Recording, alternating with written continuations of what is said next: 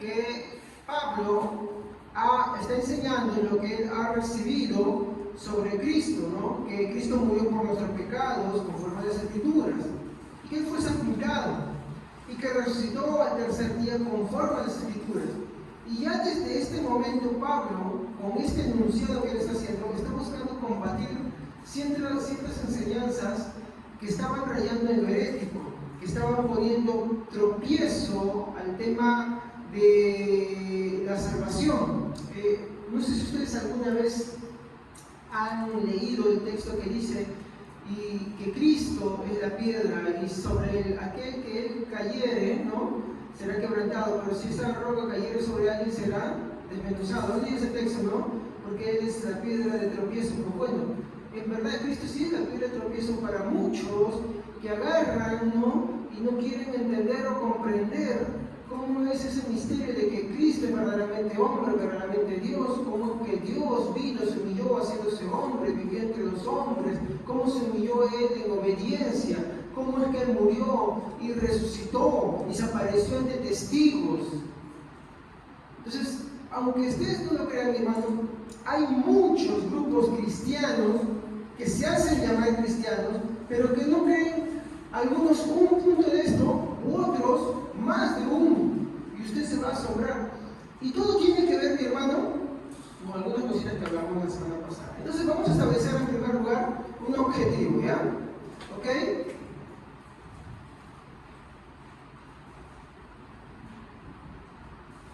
Muy bien. Mi objetivo, hermanos, según lo que mi texto muestra, es primero ver la labor de la salvación de nuestro Señor Jesús, ¿no? Y ver cómo es perfecta y total. ¿Ok? La salvación, hermano, que tenemos gracias a nuestro Señor Jesucristo. Entonces, mi objetivo es demostrar cómo es que esta labor es total y perfecta en Cristo. En segundo lugar, ¿no?,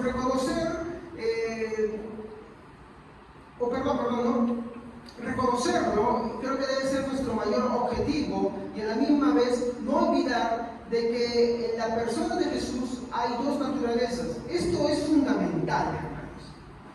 Por lo general vamos a tener siempre problemas con mucho que se enseñan los cristianos con este tema de las dos naturalezas de Jesús, ¿okay? Y cuando hablamos de las dos naturalezas, ¿a qué nos estamos refiriendo? Ya, podemos decir que Jesús es verdaderamente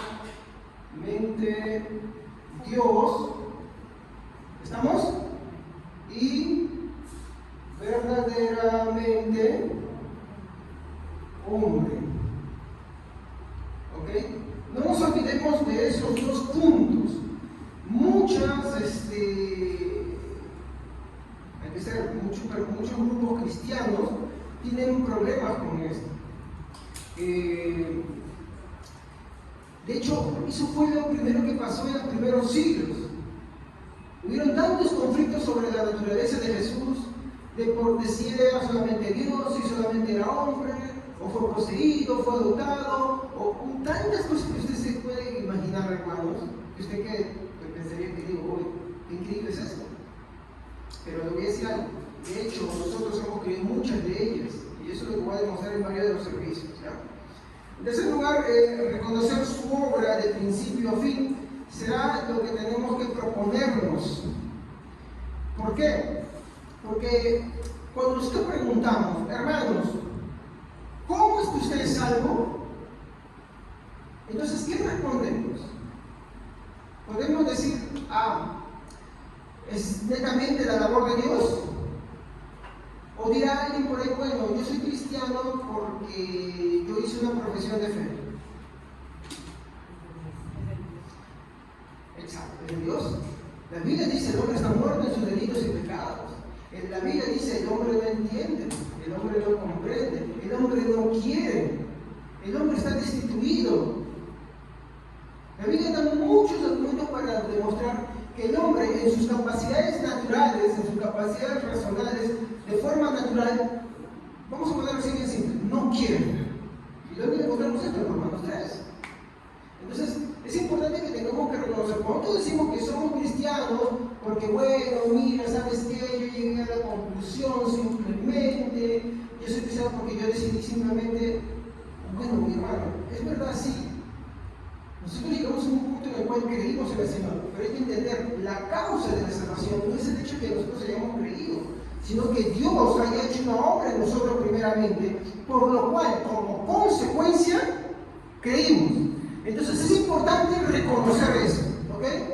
Otro de los objetivos que vamos a ver al estudiar este concilio es reconocer al autor de la salvación y la gloria absoluta que Él se merece. Y esa debe ser nuestra finalidad, así como identificar al falso cristianismo, porque sí, hay un falso cristianismo que no necesariamente muchas veces va a mostrarse en la imagen pues, de alguna secta conocida, como los testigos de Jehová. Pero, como le digo, avanzar ahorita todo eso sería difícil, ¿ok? Vamos a hacerlo parte por parte, no poco a poco, pero cada tema va a estar enlazado, ¿ok? Entonces, vamos a pasar al segundo punto. ¿Se acuerdan qué es lo que habíamos hablado la semana pasada? ¿Cuáles fueron los temas?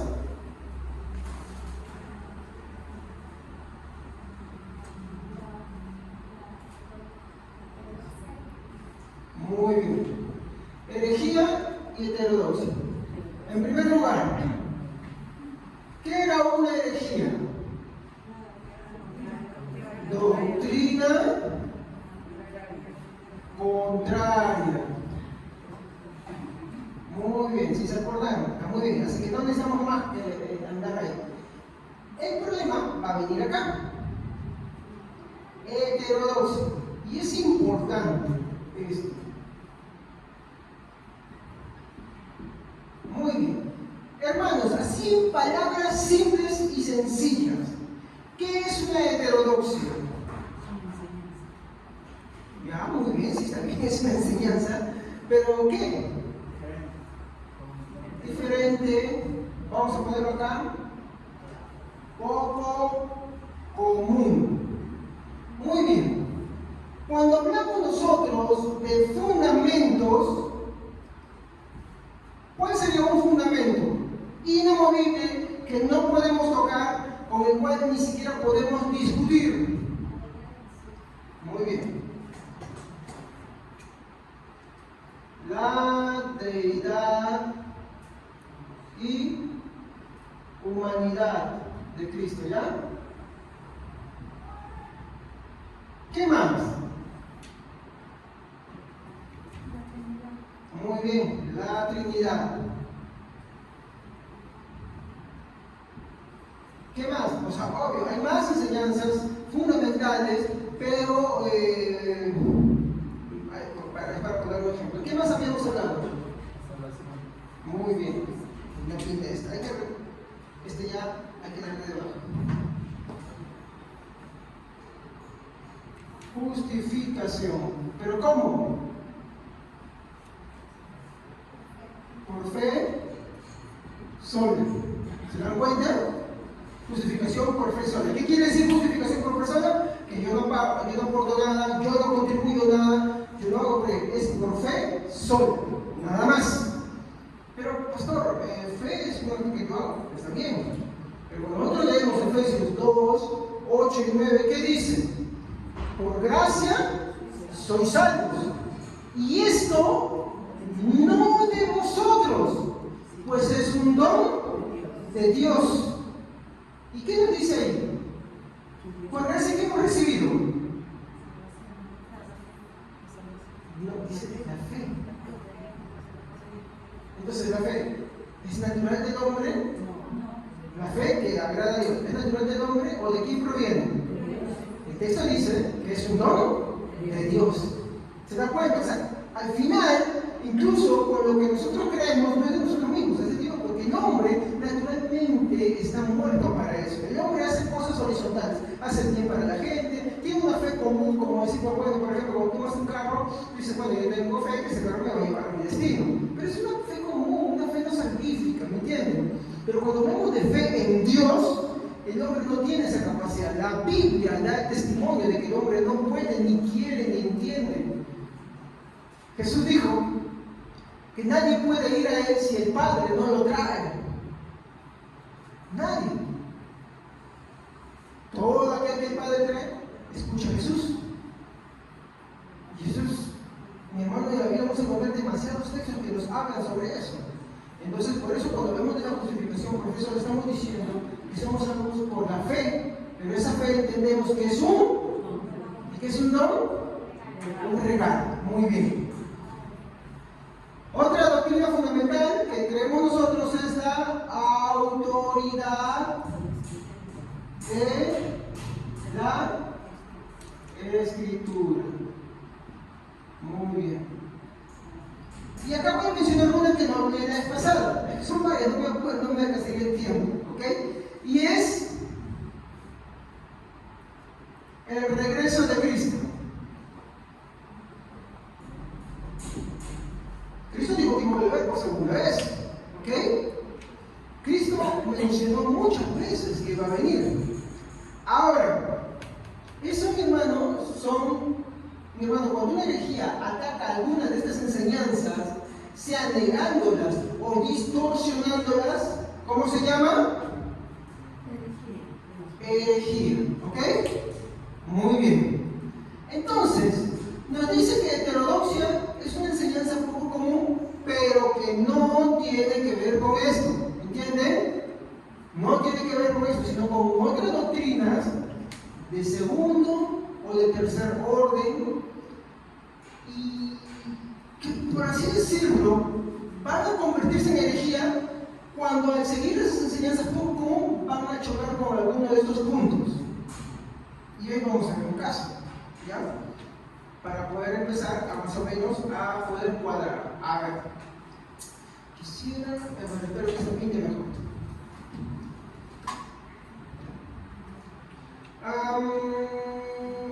Ustedes saben, hermanos, esto no pinta.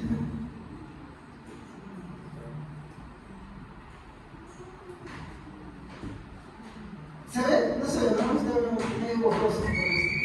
Ya, bueno, les leo. Dice dispensacionalismo. ¿Saben qué es eso? Gracias.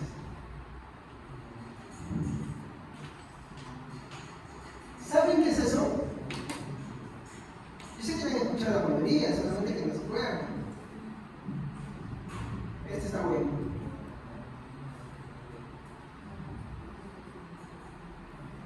Ahorita te voy a hacer recordar. Muy bien. ¿Han escuchado del rapto secreto? 7 años ¿de qué? De tribulación. ¿Han escuchado? ¿Han visto películas? Dejados atrás. Tribulación. ¿Has tenido ganas de eso, incluso? ¿Nunca? A ver, levanten la mano acá. Sinceramente, ¿quiénes han escuchado sobre el rapto secreto? ¿Qué quiere decir? A ver, se va a poner este plan. A ver si alguno comienza a romper. Están todos acá y de pronto algunos desaparecen. Ya está, se acordaron de eso. Ese es el rapto secreto. Y sucede en ese rapto secreto 7 años de tribulación y después Cristo se vuelve. ¿Sí o no? ¿Sí? ¿Sí? ¿Ya lo saben? Ya todos estamos entendidos de eso, ¿no? Otra vez. Usted vio con su palabra. ¿Qué es el rapto secreto? Que de pronto están todas las personas acá en una iglesia y desaparecen. Así canciones de eso, ¿no?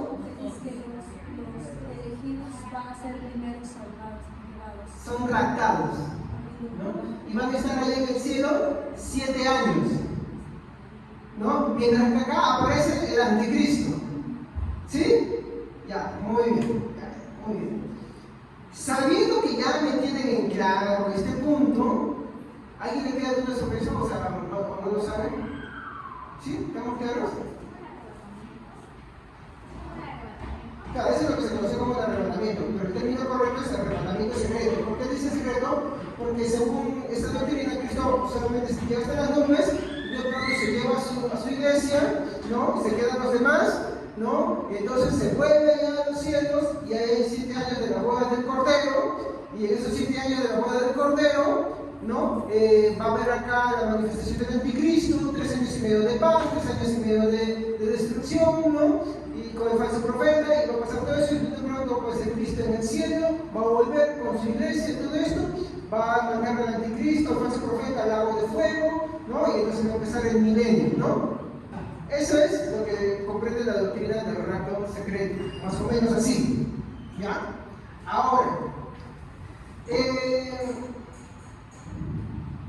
muy bien, el dispensacionalismo, disculpen, como el nombre es larguito se me dificulta. El dispensacionalismo divide la historia en etapas y tiene una fuerte mira en el Israel étnico, ¿no? Ustedes han escuchado muchas veces que ellos dicen, no, mira, ¿sabes qué? Hay que mirar a Israel, mira, se construye el nuevo templo, ya está pronto el anticristo a venir, ya Cristo viene, ¿sí o no? ¿Han escuchado eso personas que dicen, ¿no? Sobre el templo de Jerusalén, que está el tercer templo. ¿Cuántos han escuchado eso? ¿Sí? Muy bien. Eso es lo que se le conoce como el rapto secreto dispensacional. ¿Ya? Acuérdense eso, rapto secreto dispensacional. ¿No? Una de esas etapas es el rapto secreto. Muy bien. Ahora, ellos creen que antes del fin, Cristo volverá en un secreto, o se llama rapto secreto, para arrancar a su iglesia 7 años antes del milenio, y aquí en la tierra sucederá la gran tribulación. ¿Han escuchado ese nombre? Gran tribulación. Ya, ahora, esto lo acabo de muy bien. Yo les quiero preguntar, ¿el dispensacionalismo es herejía? ¿Qué creen ustedes? Muy bien, no lo es. No es una herejía. ¿Estamos? Ahora, hay buenos exponentes en esta rama, hay que ser sinceros. De hecho, algunos de ellos son pastores que yo escucho mucho: Miguel Núñez, Luis Floriano, John MacArthur. Ellos son dispensacionalistas, ¿me entienden? Ellos creen en esta doctrina. Ellos son dispensacionalistas serios, ¿ok? ¿Por qué digo serios? Y este es el punto que quiero llegar.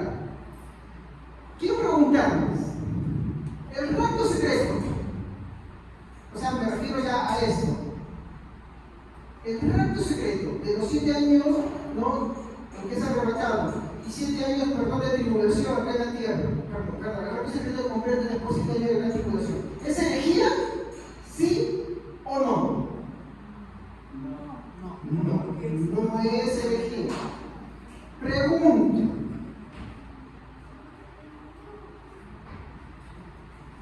Esto es algo de lo que hemos hablado la semana pasada. ¿Es heterodoxo?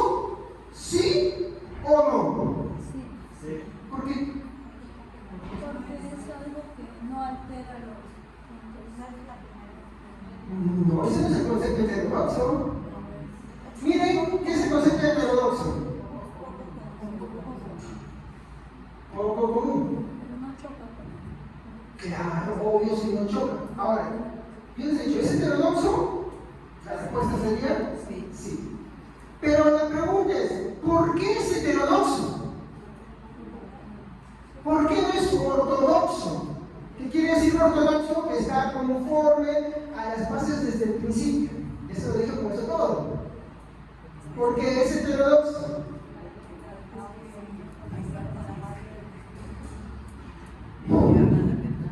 A ver, lo que dice la palabra. los dispensacionalistas tienen textos de los cuales se agarran, ¿no? Por si acaso. No es que no tengan textos, sí tienen textos. Sí tienen textos. ¿Saben por qué es heterodoxo? Por una razón, aquí está. No, pues si no se puede decir no sé, aquí estamos para enseñarlos. Es que el dispensacionalismo como tal aparece en 1830. ¿Qué quiere decir con esto? Que antes de esta fecha no había dispensacionalismo. O sea, la cristiandad ya antes de esa fecha no creían en el reino secreto. No creían en los 7 años de tribulación en la tierra. Eso es nuevo. Vaya usted a casita cuando regrese, chape su celular, chape la computadora y googlee, ponga origen del dispensacionalismo, fecha 1830.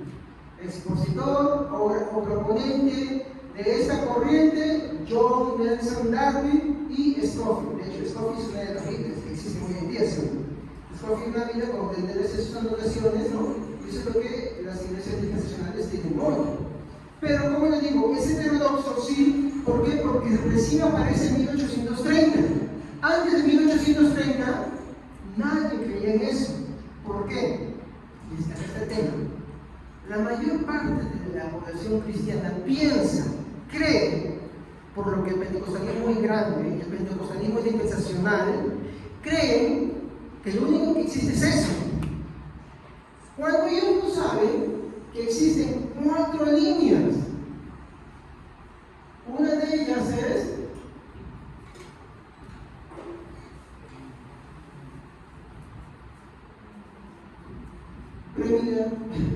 premilenialismo histórico. Disculpen que no me sale la palabra rápido. Es histórico porque se rastrea hasta los primeros siglos. El otro, amilenialismo, también se rastrea hasta los primeros siglos. Postmilenialismo, de la época de la Reforma Protestante. ¿Ven? Está aquí poniendo en orden cronológico. Y el último,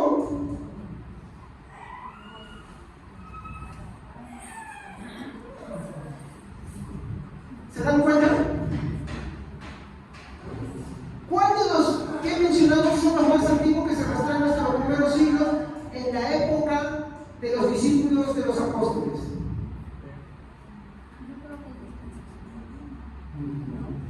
Es este y este. Los demás son posteriores y este es último. Este es del siglo pasado, nomás del siglo XIX. ¿Se dan cuenta? Por eso este último es heterodoxo, porque hay una gran diferencia. El rapto secreto no es creído por ninguno de estos grupos, ni los 7 años de tribulación. ¿Me comprenden?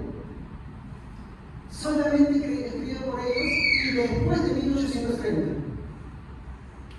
Por eso es heterodoxo, porque no es común, porque no ha sido creído por todos todo el tiempo. ¿Me comprenden? De hecho, por ejemplo, voy a ser muy sincero, yo no soy dispensacional. Bueno, a mí me gustan las películas dispensacionales, me gusta la literatura dispensacional. Si usted me dice, vamos a ver una película de Apocalipsis, o de la Gran Tribulación, o de la Gran Secreto, yo sí la veo, porque me gusta. Pero que me guste no quiere decir que tenga que ser una posición teológica. Mi teología, de hecho, es esta. Exacto.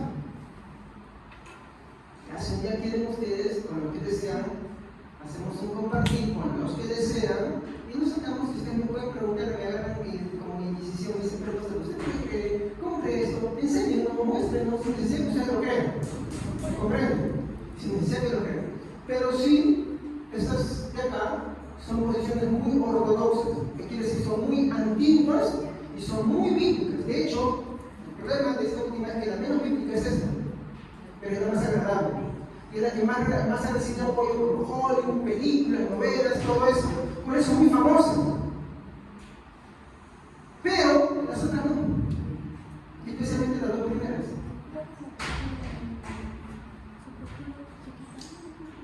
¿Mi postura es chiquito? Yo soy amilenial. Ah, ya.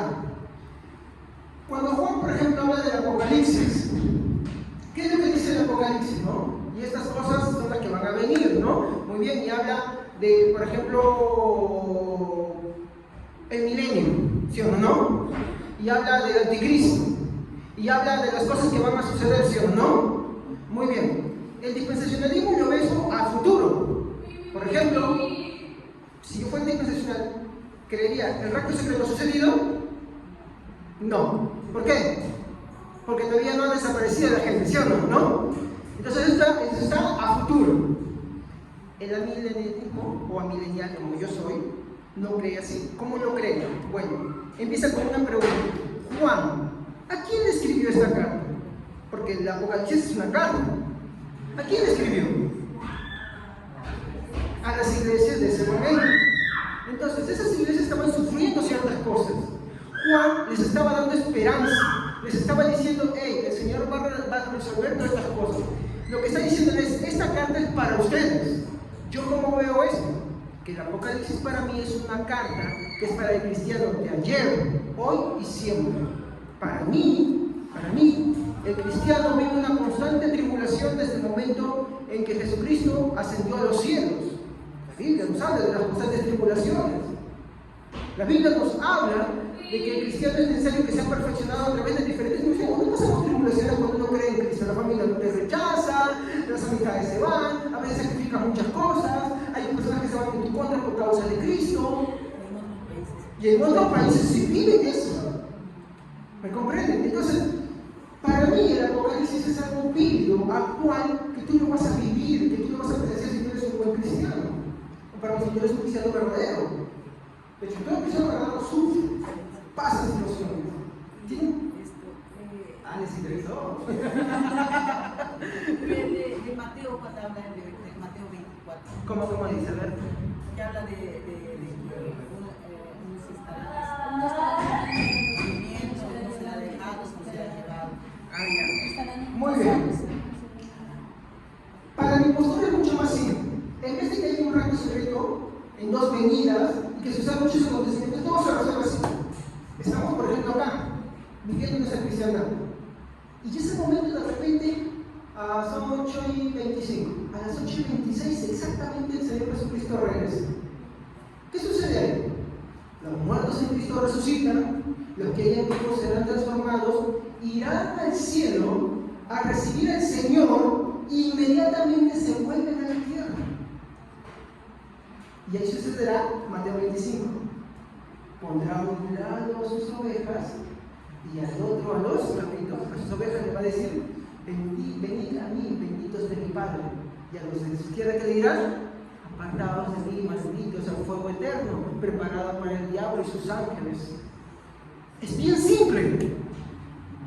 Y todo es aplicable. No hay complicaciones. De hecho, el sistema más complicado que se hace muchas horas es este. Muchas horas. Que las 70 semanas, eso no. Para mí, las 70 semanas no habla del cristiano, habla de Cristo. Porque hablas de que venga de ser príncipe. Y ser consumados por él. Y todo lo que se no venga sobre él. Sí. De hecho, esta postura que yo profeso me encanta porque no te hace complicaciones. Ves la Biblia, la lees y se aplica a tu vida. Te digo, cuando yo un día les hablo sobre el Apocalipsis, o si de repente no quieren esperar, y como dicen ustedes, no, ya inviten ustedes al almuerzo. Y me dicen, pastor, ¿por qué no nos enseña ese ratito, que sea así algo improvisado o algo informal? Les puedo enseñar y les voy a demostrar cómo es que el libro Apocalipsis sí se aplica a nuestra vida. Usted va a ver cómo las palabras de Juan de esperanza se aplican a su vida. Usted va a ver de hecho, ¿no? Incluso el anticristo, cuando la Biblia habla, por ejemplo, de la marca 66, así como dice chiquito, y tú me hago una pausita, ¿no? Que les interesa un poco, ¿no? De repente dejo una parte para la siguiente vez, ¿ya? Si te gusta, ¿no? Por ejemplo, el dispensacionalismo, cuando raya del heterodoxo a la herejía, sucede esto. Por ejemplo, tú has visto que hay personas que dicen, oye, no te pongas la vacuna porque ahí está el chip de la bestia, o que ahora están poniendo ya la tarjeta de crédito acá en la piel para que tú hagas eso, cuidado con la marca de la bestia, ¿no? ¿Cómo lo creamos nosotros los millennials? Y de hecho es una posición muy antigua, yo no puedo enseñar con muchas proteínas de eso, pero si lo vemos en chico, ¿cómo lo vemos esta manera? Eso no se puede creer, porque no dice la palabra. La Biblia se habla de la marca de la bestia. La marca, Pero cómo lo interpreta el dispensacionalismo es otra cosa. Y acá viene el punto.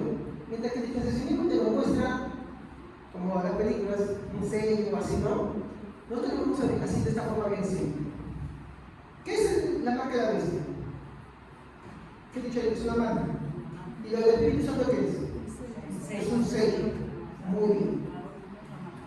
Toda persona que está sin Cristo, escúchame, toda persona que rechaza a Cristo, ¿qué es? La Biblia dice, hablando Juan, que ¿quiénes son anticristo? Muy bien. Todo aquel que no cree en Cristo, todo aquel que niega que Cristo resucitó en carne, hasta incluso aquel que dice, sí, yo creo que Cristo resucitó, pero no se arrepiente, no cree en realidad. Es un anticristo. ¿Por qué? Porque está en contra de Cristo. Anti es contra. Hermano, tú has tenido la marca. Yo la he tenido. Todo aquel que no tiene a Cristo la tiene. Pero somos sellados con su Espíritu Santo y ese sello quita esa marca. Y ese es el sello del Espíritu Santo. Así de simple. Es bien bonita, de hecho.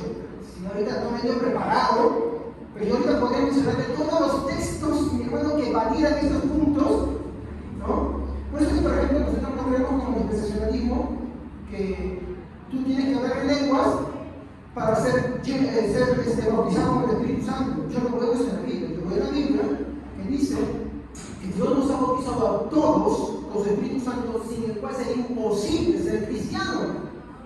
Porque si no tenemos un tiempo, no somos cristianos. Así de simple lo resuelve el amilanismo. Y es una postura menos complicada, más tranquila en el sentido de que no te complicas las cosas, es bien sencillo. Pero eso sí. Ya. Muy bien. ¿Qué sucede con los niños? Hay un hermoso libro que yo les recomiendo, que recomendaría a ti también. Se llama Seguros en sus manos. Es un estudio del doctor John MacArthur que habla de la salvación de los niños especiales, y a mí me chocó el corazón, me hizo derramar lágrimas. También está en internet, lo pueden buscar, la salvación de los bebés, vamos a el nombre. Son dos predicas muy larguísimas, pero que te van a tener entretenido de principio a fin. ¿Qué sucede con los niños? Los niños no son salvos porque sean niños. El salmista David decía: yo soy pecador, en pecado me concibió mi madre. De hecho, desde Adán, toda la humanidad está en pecado. Entonces, ¿qué sucede con los niños? Si se mueren, ¿se van al infierno? ¿Son pecadores? Sí, son pecadores. Miren su egoísmo, desde bebés. ¿Les importa si duermes? No, ellos quieren satisfacerse. Si ellos tuvieran toda la fuerza, pero lo que quieren en ese momento, pues hacen de lo que sea, ¿no? Ahora, ¿cómo nos salvos? Cuando Jesús dice, nadie puede entrar al reino de los cielos a menos que sea como este niño. ¿A qué se está refiriendo? ¿A la condición del niño? Si fuera eso, entonces estaría contradiciendo que Jesús lo salva, pero Jesús no va a contradecir nunca los salvos. Él viene a cumplirlo, Él viene a afirmarlos. Entonces, ¿a qué se refería con Jesús con los niños? Bueno, habla del estado de dependencia. Por ejemplo, todo aquel que es mamá, papá y tiene niños chicos, ¿qué le pasa cuando se rebelde? Tu hijo de 5 o 6 años dice: no quiero ver, no quiero ver. Y tú te vas al cuarto. ¿Qué haces? ¿Me voy a mi casa? ¿Me voy de la casa? ¿Qué haces? ¿No te busco otra vez? ¿Por qué te busco otra vez? Hay un chiquito malcriado de 3 años que hace un berrinche a su mamá y su mamá empieza a caminar. ¿Sí o no? ¿Qué es eso? Muy bien. Dependencia. Ellos son salvos, no porque no sean pecadores, son salvos por la condición en la que se encuentran, de dependencia. Y es la misma forma en la que nosotros somos salvos. Ya que nosotros, mi hermano, a pesar de que somos cristianos, muchas veces hacemos cosas malas, pecamos, ¿sí o no? Y eso no quita el hecho de que nosotros no seamos salvos. De hecho, cuando somos hermanos, ¿qué hacen? Nos castigan, nos corrigen. No para destruirnos, pero sí para disciplinarnos, para corregirnos. Dios al hijo que ama, azota. Azota, ¿sí o no? Muy bien. Y como Pedro, por ejemplo, vamos a hablar de Pedro. Pedro le iba a traicionar a Jesús, que le dijo Jesús, Pedro, yo voy a orar por ti para que tu fe no falte, ¿sí o no? Al final, tú te vas. Pedro agarra, peca, y cuando se da cuenta de lo que ha hecho, llora amargamente. Judas peca, y él siente el movimiento y se suicida. ¿Entienden? Pero ¿qué sucede con Pedro? Miren lo que Jesús dijo. Yo he orado para que mi fe no falte. Yo he orado al Padre para que se complete. Cuando Pedro se retira del pescador y Jesús aparece, él no huye de Jesús. Miren la comparación que les hice simplemente. Niño malcriado, y de pronto su mamá se va, ¿qué hace? Corre tras él, ¿no? Corre tras él. Es lo mismo. Pedro reconoce a Jesús y ¿qué hace? Se tira el mar y corre la orilla. Y como yo sé qué hacer. Yo me acuerdo, yo con mi hermano teníamos una mala costumbre, nos gustaba, no sé si no había PlayStation, no había como ahora pues, como todos los juegos celulares, tú jugabas con tu imaginación, para los que tienen 40 años sabrán eso, ¿no? Tu juguete era la arena, tu juguete era tu imaginación. Y yo era besado con mi hermano, me gustaba jugar a los volcanes, porque quería que hacíamos la lava de los volcanes, derritiendo plástico. Y todos decían, vamos ahí, ¿no? Y así jugando a veces, pues nos quemábamos, ya mi hermano se quema, ya se quema acá. Entonces él está sentado en la mesa y está comiendo normal, y su mamá le dice, oye, ¿qué pasa contigo? No, nada, ¿qué pasa contigo? Y cuando le muestra la cabeza y todo eso, agarra y se pone a llorar. Ya esta parte que se da cuenta. Hermanos, yo creo que me haya desviado para ese punto. Nosotros, mi hermano, somos salvos igual que como son salvos los niños. No por un mérito, no por una acción, sino por la condición en la que Dios nos pone. ¿Cuál es la condición de los niños? Los niños, mi hermano, aunque pecan, ellos no son responsables de esos pecados. ¿Me comprenden? Ellos no son responsables. El salmista David, por ejemplo, cuando dice, mira cómo me ocurrió el mensaje, decía, ¿no? Cuando murió su hijo de Betsabé, ¿no? Le dijo, no, cuando él oraba, dice que porque su hijo la se sanara, y cuando dijeron que hijo muerto, dice que se lavó, y él fue a consolar a Betsabé, y le dijeron, ¿pero qué le pasa? Y él dijo, es que, la verdad, mi hijo no va a venir a mí, mientras que él estaba así, yo oraba, porque quizás Dios lo sanara, pero ahora que él ha muerto, él no va a venir a mí, yo iré a él. Él sabía dónde iba. ¿Dónde quién creía que David iba a ir cuando muera? Con Dios. Tenía conciencia. Por ejemplo, Job dice, ¿no? ¿Quién hubiera sido yo como el bautismo que salía ante tus ojos? Él sabía que todo niño, todo bebé que muere, está en la presencia de Dios. Por la condición en la que se encuentra. ¿Y cuál es esa condición? La condición de dependencia. Ellos pecan, sí pecan. Ellos no se van al cielo porque no sean pecadores, ellos sí pecan, desde niños incluso. Pero el tema es que ellos tienen una condición diferente. Ahora, nosotros somos salvos de la misma manera. ¿Por qué? Porque nosotros pecamos en este mundo, vivimos bajo el mismo gobierno de este mundo.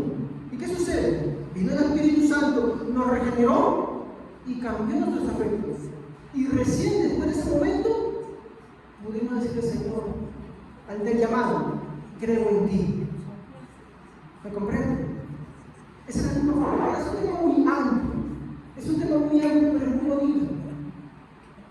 Lo mismo sucede, por ejemplo, con los niños Down, síndrome de autistas, con retardos severos. Ellos son hombres atrapados en la mente del niño. Son salvos por la condición en la que se encuentran. Son de Dios, igual que nosotros. Y eso es bueno, eso es hermoso. Y se cumple. Nadie es inocente porque no peque, todos pecan, pero no pecan. Son salvos por la condición en la que se encuentran. Y nosotros somos salvos por la condición en la que el Señor nos puso también delante de Él. Porque, díganme, hermanos, siendo cristianos, vemos ofendidos en algunas cosas, no pecamos en algunas cosas, y quiere decir por eso, aparte que lo podemos afirmar, que estamos ofendidos de Dios, no. ¿Y cuál es la evidencia? Permanecemos. Que estamos acá.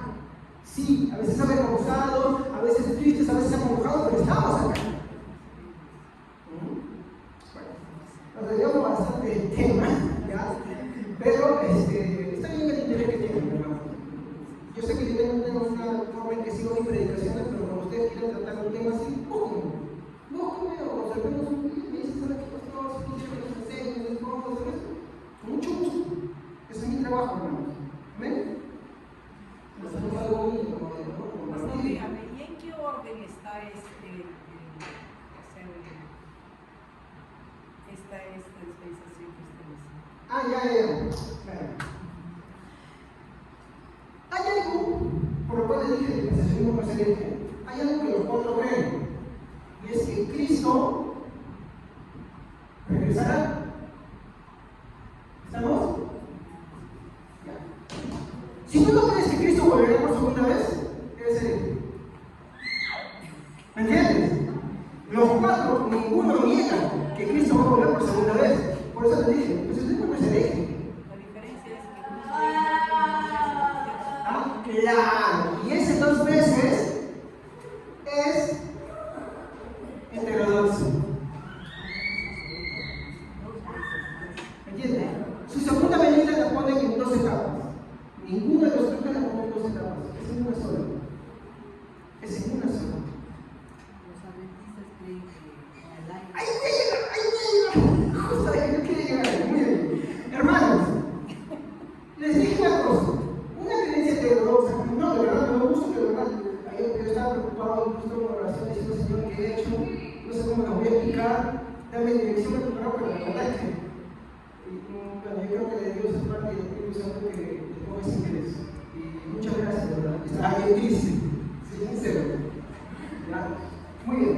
Les había dicho que es heterodoxo, sí. ¿Por qué? Porque la creencia de Cristo en 2 etapas de su regreso, en 2 etapas, es por común. ¿Ya? El resto solamente es una sola etapa. ¿Cristo va a volver? Sí. La hora y el día no lo sabemos. Pero va a volver. Acá también. ¿Cristo va a volver? Sí. No lo sabemos, muy bien en qué hora del día, también es cierto, pero ellos creen que es 2 etapas. Rapto secreto y, mire, segunda venida. Pero acá hay un problema. Si el rapto secreto comienza por un punto, eso ya no sería una segunda venida, sino sería una. Este es el problema. Para empezar. Ahora, ¿se acuerdan de esa fecha que les dije? 1830. Ahí es cuando el dispensacionalismo se abre. Había empezado unos años antes, pero ahí es cuando ya se abre y empieza a ganar adentro por acá y por allá. ¿Saben qué sucede? Hasta contacto, ¿dónde está?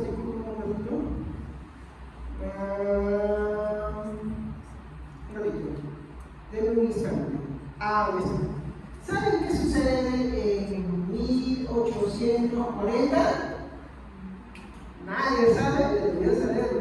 No te lo han dicho.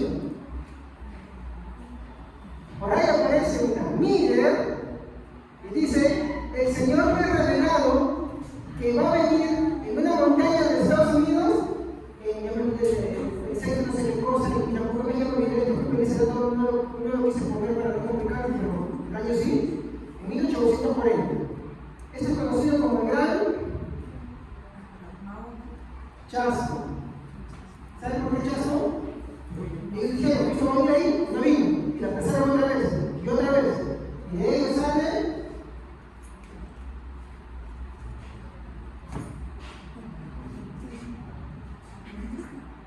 ¿Sí?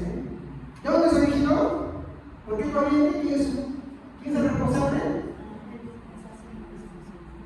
Por eso es que, como les dije en el pasado, una creencia heterodoxa no es hereje, pero dependiendo de qué tanto te alejes, se puede convertir en herejía. ¿Por qué? Porque ¿qué decía Miller? Según sus cálculos, cálculos. Según mis cálculos, Cristo va a venir en tal fecha.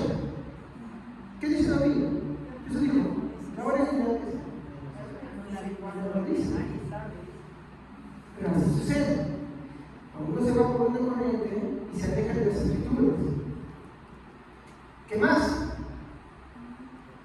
1874. ¿Saben qué sucede ahí?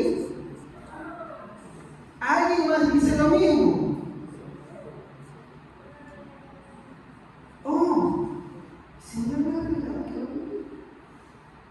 y acá sucede de los famosos testigos de Jehová. ¿Y saben qué es lo que estaban diciendo ellos sobre eso? Rapto secreto.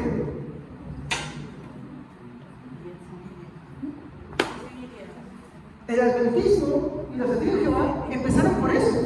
Como ellos escuchaban esa doctrina desarrolló, como es que el dispensacionalismo con rasgos son vinculados, no lo puedes separar. Tú quitas eso y no es dispensacionalismo ya. Por eso es dispensacionalismo.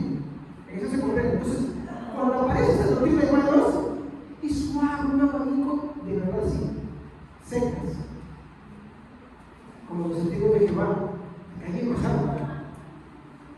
O como por ejemplo los adventistas, o como por ejemplo, un año después de esto, 1831, aparecen los mormones. Y me quedaría dando la clase de cómo es que esto se vincula, mi hermano. Ay, es terrible. Miren, a partir de esa fecha salieron un montón de cosas. Ahora, voy a dar solamente unas aplicaciones y el origen del problema, que era lo que quería tratar el conflicto que nos ha tratado la otra semana. ¿Estamos? Ya, me van a disculpar. Pero antes de llegar a estas aplicaciones, quiero mostrar algo, porque eso nos llega hasta nuestros días. ¿Ya?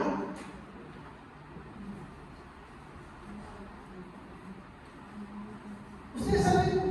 ¿Hoy es 4 de abril? 3. Mañana creo que hay un eclipse, ¿no? Muy bien, ustedes saben más que yo, de ese lado bueno, están más pendientes de eso. Dispensacionalistas de corazón. Bueno, no, el eclipse no es malo. Hay muchos predicadores dispensacionalistas no serios, porque como dije, hay buenos, hay predicadores dispensacionales que son serios, centrados. Ellos, aunque toman este punto, entienden las limitaciones de su postura y entienden también que su postura no es que ha sido siempre creída. ¿Me entienden? Tienen sus apegos, tienen sus razones, sí, perfecto. Hay libertad en eso. Mientras que no llegues a la herejía. Entonces, tú por ejemplo vas a ver hoy día en internet y en televisión que por ejemplo un tal Bolaños, un triguito, y varios que están así, que cada vez que ellos ven un eclipse o que algo sucede en Jerusalén, ellos dicen, ya, perdón, la segunda venida.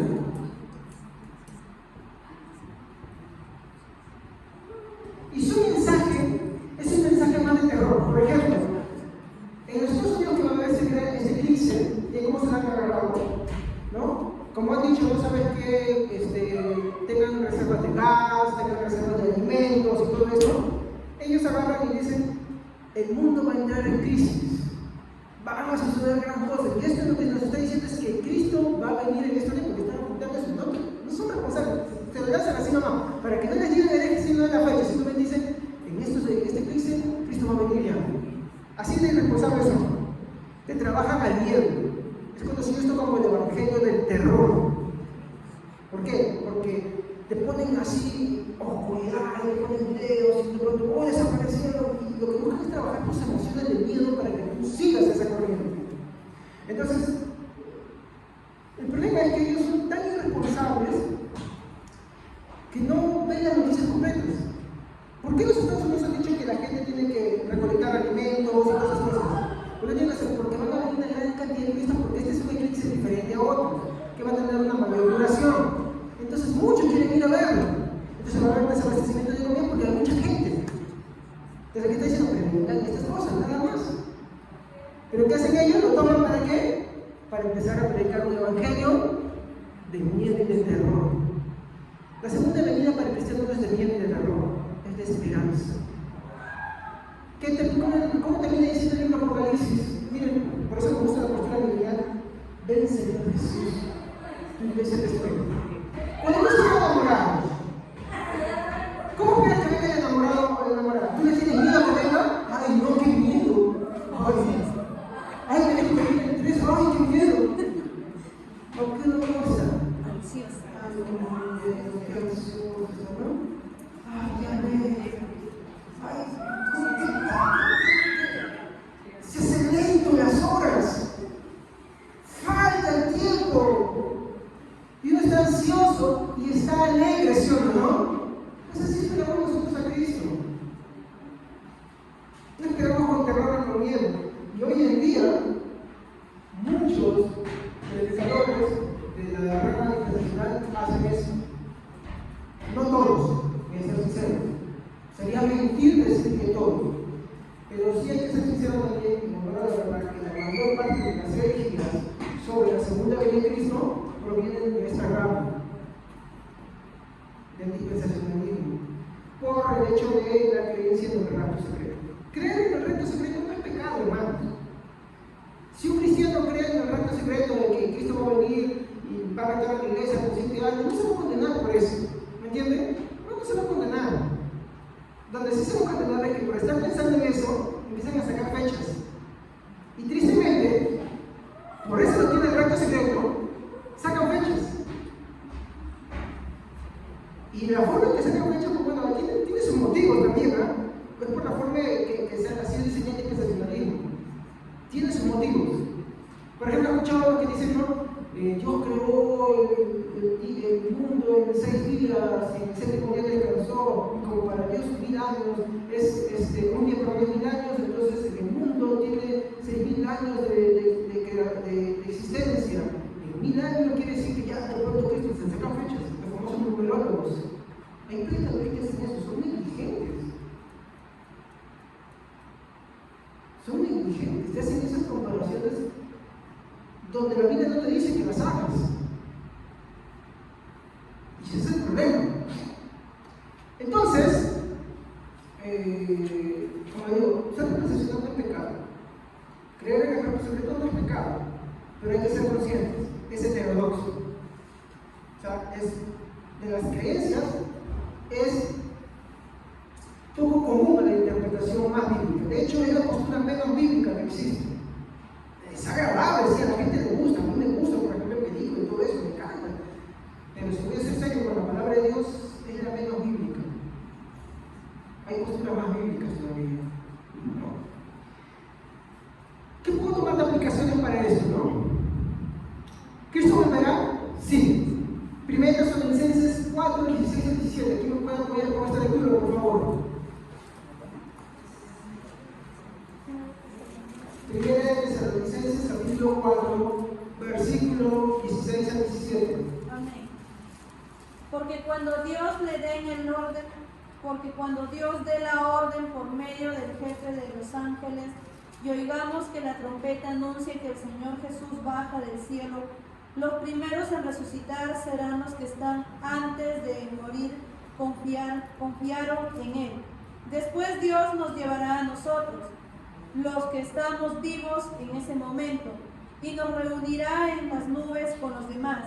Allí todos juntos nos encontraremos con el Señor Jesús y nos quedaremos con Él para siempre. Muy bien, vamos a hacer punto. Pablo está escribiendo la iglesia de Tesalonicenses. La iglesia de Tesalonicenses es una iglesia judía o griega. Griega, muy bien. Entonces Pablo les está hablando a ellos en un lenguaje que ellos puedan entender. ¿Cuál era la costumbre de ese entonces, de los pueblos de ese entonces, cuando por ejemplo, el rey iba a la guerra o un general iba a la guerra?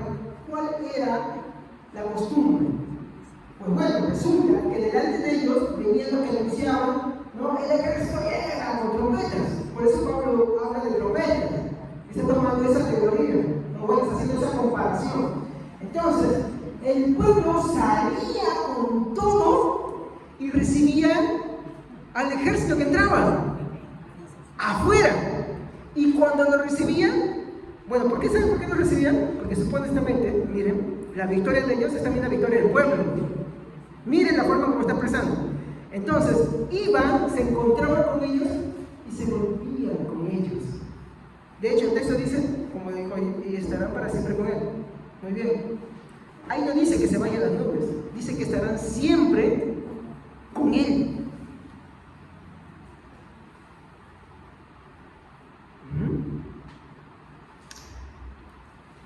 Cuando vemos nosotros lo que Cristo hizo, sabemos que la victoria de él, ¿qué cosa es? ¿Está bien? ¿Pero acaso nosotros peleamos ahí en esa batalla en la cruz del Calvario? No. Él fue el que vino. Y por él, y por medio de él, nosotros somos salvos. Eso es lo que está Pablo mostrando.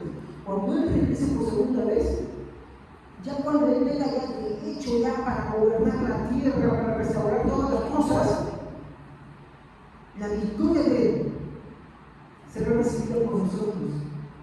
Seremos atraídos a él. Y ahí volveremos con él juntos. En los cielos. Antes que hemos subido sobre ese tema, el encuentro será en los cielos.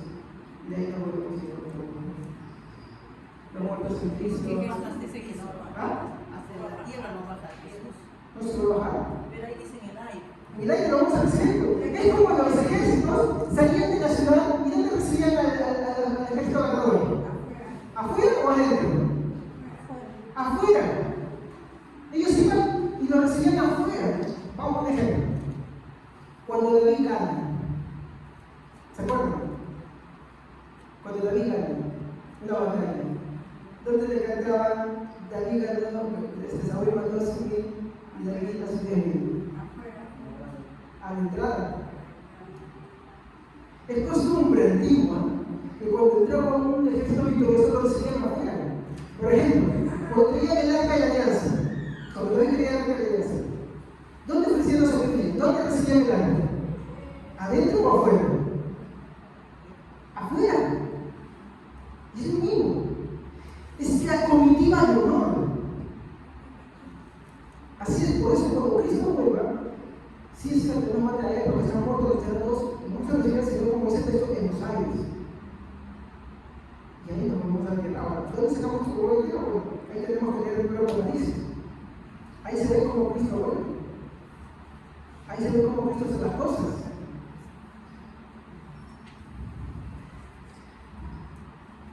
¿Qué explicación podemos tomar de esto?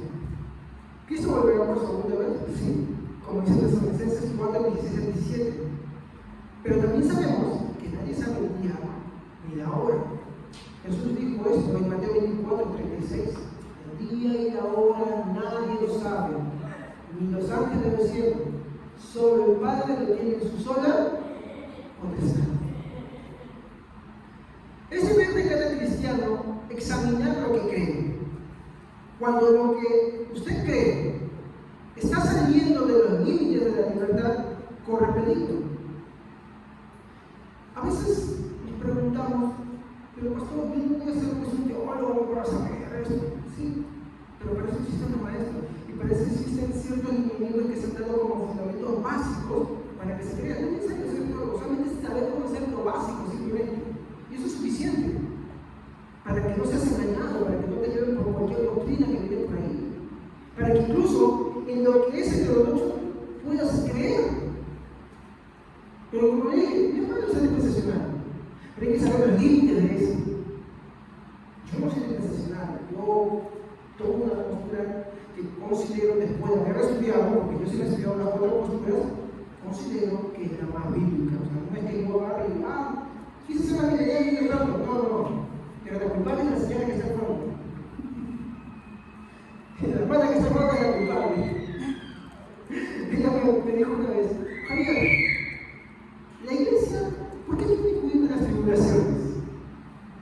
Y me dejó pensando. Y como soy una persona que nunca me quedo con la duda, empecé a investigar y leer, y empecé a comprar libros, Me di con la sorpresa que había 4 posturas. Me di con la sorpresa de que de las 4 posturas hay 3 que son las más ortodoxas, no son famosas, no agradan mucho porque no son tan sensacionales como las que suceden ahora, pero que sí te enseñan demasiado y son aplicables a tu vida. De verdad, porque voy a terminar con eso. En el reino se trata de enseñar, ¿cierto? Cristo puede venir ahora y puede pasar 1000 años todavía no viene, ¿cierto? ¿No? Exacto. Y la gran tribulación nunca la tocará. Y ciertas cosas tú nunca verás, pero en cambio la postura que yo creo que la Biblia se aplica a mi vida. Porque aquí le escribió Juan. A gente que vive en el futuro, solamente, Dios puede sentir de escribirle a los discípulos en ese momento. No, su intención era consolar a los discípulos, consolar a la iglesia, mostrar que ellos estaban sufriendo persecuciones por Nerón, los estaban quemando, los estaban persiguiendo de ciudad en ciudad. ¿Y qué les decía? Les estaba mostrando que eso ya va a pasar, que Cristo va a venir y va a poner en orden todas esas cosas, que van a venir esas cosas sí, pero que no desesperen, que Jesús viene con su galardón. Y es cuando la Biblia se aplica a tu vida, es hermoso. Te hace vivir la cristiandad y te acelera que se anda con otros ojos. Ya no le andas huyendo a las tribulaciones, ya no piensas que porque sufres tribulaciones tu vida es desechada, Dios no me quiere, no. Sabes que Dios te quiere y como, no sé si habrán visto alguna vez compartir un video de un mensajero del Señor que citaba un texto que decía, ¿no? Aunque ande en el valle de muerte y de sombra, que dice, ¿Dios te quitará de ahí? No. Yo estaré ahí contigo.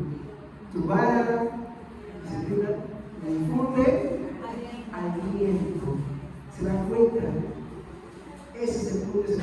Ahora, como yo me preparaba para esa parte, yo me pregunté, hermanos, ¿cómo les agradezco de haber entendido eso? ¿Ok? Y como yo estoy a su servicio de ustedes, como ya quiero fuera del nombre que tengo de aplicación para conocer conmigo, eso y compartir. Amén, hermanos, muchas gracias. Finalmente,